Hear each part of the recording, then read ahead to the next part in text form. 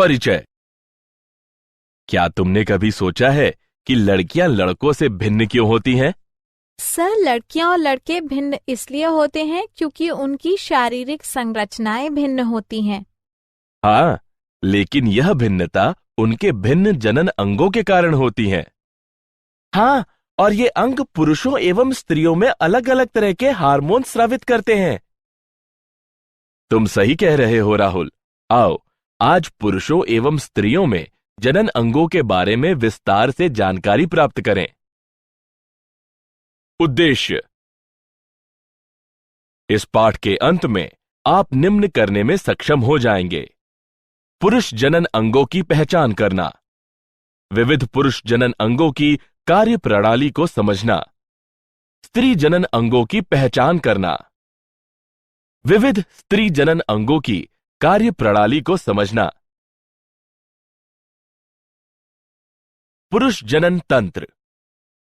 स्तनपायी पुरुष जनन तंत्र में निम्न सम्मिलित हैं: बाह्य जनेंद्रिय, वृषणकोश, शिश्न, आंतरिक जनन अंग, वृषण, सहायक लिंग नलिकाएं, वीर्य एवं ग्रंथीय श्रावण ले जाने के लिए वाहिनी।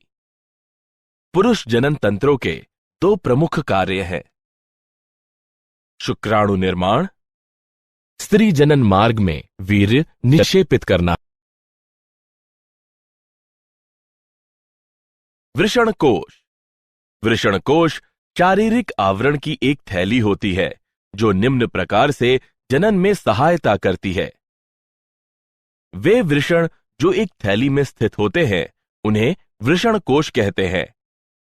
वृषणकोश वृषणों के तापमान को सामान्य शरीर के तापमान से 1 या 2 डिग्री सेंटीग्रेड कम रखने में सहायक होता है। यह कम तापमान शुक्राणु निर्माण और संग्रहण के लिए आवश्यक होता है। शिश्न। शिश्न पुरुष की बाहरी जनेंद्रिय है जो विशेष प्रकार के ऊतकों का बना होता है जो वीर्य सेचन के दौरान शिश्न के उद्घर्षण में सहायता प्रदान करता है। शिश्न का अंतिम भाग शिश्न मुंड कहलाता है जो ऊतकों की एक ढीली त्वचा से ढका होता है जिसे अग्रछिद कहते हैं। वृषण।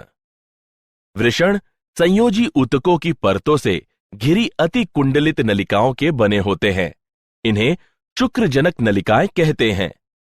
शुक्रजनक नलिकाओं के मध्य में कोशिकाएं स्तरित होती हैं। यह कोशिकाएं प्राथमिक पुरुष लिंग हार्मोन टेस्टोस्टेरोन और अन्य एंड्रोजन उत्पन्न करती हैं। शुक्रजनक नलिकाओं में शुक्राणुओं का निर्माण होता है। पुरुष मैथुन सहायक नलिकाएं।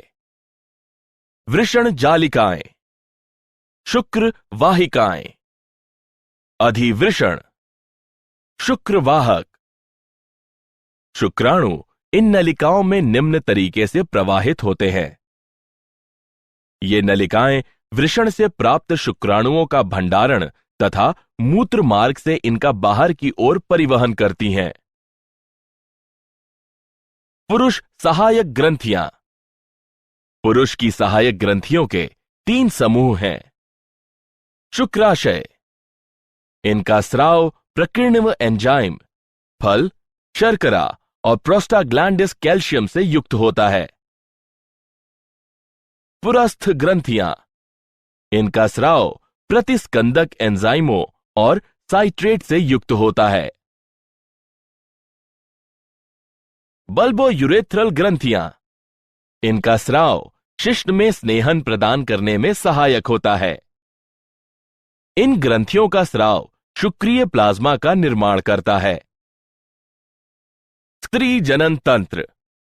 स्त्री जनन तंत्र में निम्न शामिल है: अंडाशय यानी मादा जनद, अंडवाहिनी, गर्भाशय, गर्भाशय ग्रीवा, योनि, बाह्य जनेंद्रिय जिसमें भगोष्ठ के 2 सेट और योनि द्वार होता है, एक जोड़ा स्तन ग्रंथियां। अंडाशय। यह अंडाणु और अंडाशयी हार्मोन उत्पन्न करता है। स्नायुओं के द्वारा गर्भाशय से जुड़ा होता है। अंडाशय पीठिका परिधीय वल्कुट और आंतरिक मध्यांश में विभक्त होता है। प्रत्येक अंडाशय विभिन्न रोमकूप अंतर्विष्ट करता है। प्रत्येक रोमकूप में एक अंड कोशिका होती है जो पुटक कोशिकाओं से घिरी होती है। अंडवाहिनी। अंडोत्सर्ग पर अंडे को अंडवाहिनी या डिंबवाहिनी नलिका के कीप आकृति के द्वार के निकट उदर गुहा में धकेला जाता है। अंडाशय के निकट डिंबवाहिनी की कीप जैसी आकृति कीपक कहलाती है। कीपक की झालर अंडोत्सर्ग के दौरान अंडाशय से उत्सर्जित अंडाणु को संग्रह करने में सहायक होती है। पक्षमाभी अस्तर से होकर अंडा अंडवाहिनी से गर्भाशय तक जाता है। गर्भाशय यह एक मांसपेशीय उल्टी नाशपाती के आकार जैसा होता है जो गर्भावस्था के दौरान भ्रूण को सहारा देता है। यह ऊतकों की 3 परत का होता है: परिगर्भाशय, गर्भाशय पेशी स्तर और गर्भाशय अंतःस्तर। गर्भाशय ग्रीवा यह गर्भाशय का सिरा होता है जो योनि में खुलता है। ग्रीवा की गुहा को ग्रीवा नाल कहते हैं।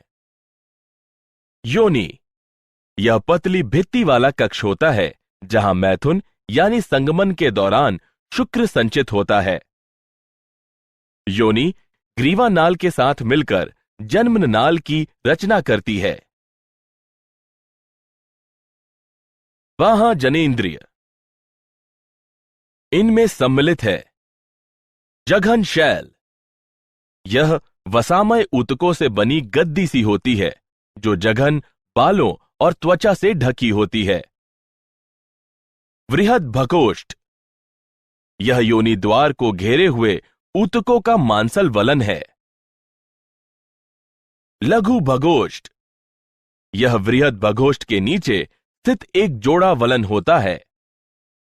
योनिच्छद यह संवहनीय झिल्ली होती है जो जन्म के समय से योनि द्वार को ढके रहती है और अत्यधिक शारीरिक गतिविधियों या लैंगिक संभोग के दौरान फट जाती है। भगशेफ यह एक छोटी अंगुली जैसी संरचना होती है जो मूत्र द्वार के ऊपर 2 वृहद भगोष्ठ के ऊपरी मिलन बिंदु के पास स्थित होती है।